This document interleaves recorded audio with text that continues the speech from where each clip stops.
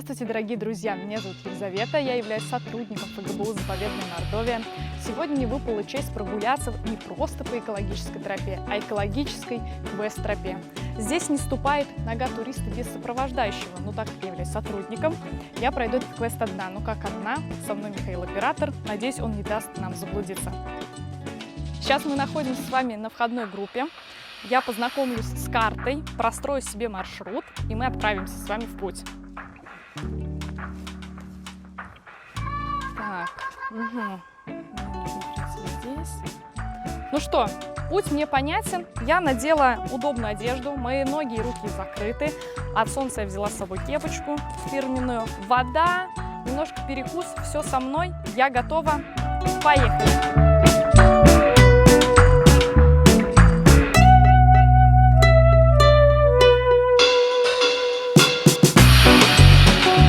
Система заповедника – это сразу 4 маршрута. Прохождение любого маршрута предполагает игровой элемент. Путешественников сопровождает воображаемый друг – дух мордовского леса. А чтобы путники могли ступать по экологической тропе более уверенно, каждому выдается своеобразный путеводитель. Кроме опорных пунктов, он содержит также интересную информацию о жизни леса. А сейчас я раскрою вам секрет, как нужно вести себя в незнакомом для вас лесу. Можно позвонить по телефону, пропеть любимые песни, покричать. Это нужно для того, чтобы хищные животные и не только знали ваше местоположение и покинули эту территорию. Мама, я танцую! Я дошла до первого столба с навигацией. У квеста 4 пути. Меня ждут 15 волшебных километров. Поэтому я долго здесь не останавливаюсь и иду дальше.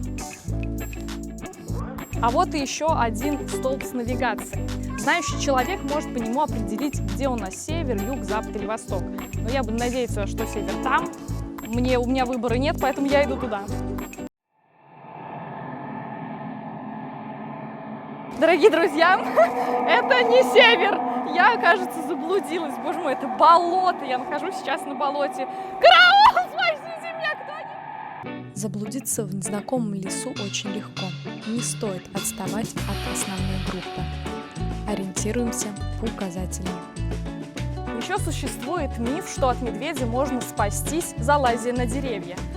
Кстати, это не так, потому что медведи очень хорошо лазят по деревьям, но я очень боюсь, поэтому инстинкт меня зовут, и я полезла.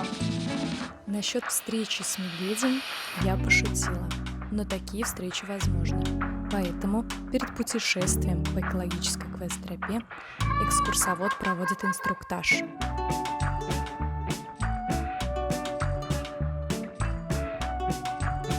Вот и, наконец-то, Иннерский кордон, где я смогу отдохнуть. Также Иннерский кордон был построен как научно-учебный стационар.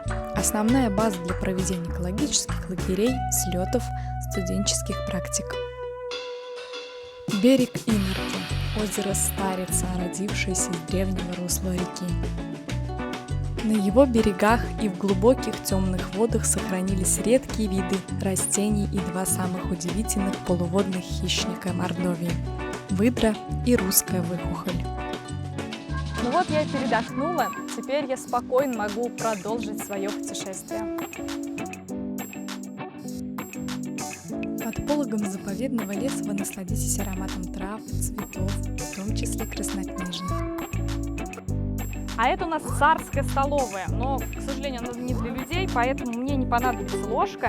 Это у нас солонец для лосей. В том, что лоси любят есть, подождите, покажу, соль, нет ничего удивительного, потому что все травоядные получают свои питательные вещества из растительности, в которой мало, к сожалению, соли, поэтому есть подкормка.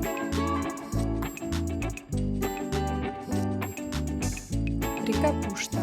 Когда-то давным-давно здесь был кордон. Сейчас же берега реки заселяют бобры.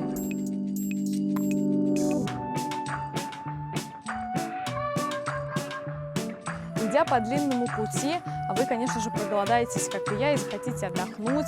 А у нас все продумано. Есть специализированные домики, где есть все необходимое для этого. Как раз вот и он. Сейчас мы с вами пройдемся, посмотрим, что там находится, и отдохнем обязательно.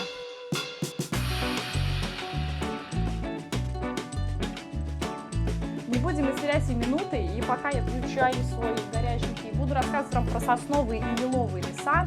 Сосновый лес у нас преобладает на территории заповедника, и они вообще молодцы, они формируют целую экосистему вокруг себя. Еловые же леса можно назвать легкими земли, именно от них зависит состояние кислорода вокруг нас.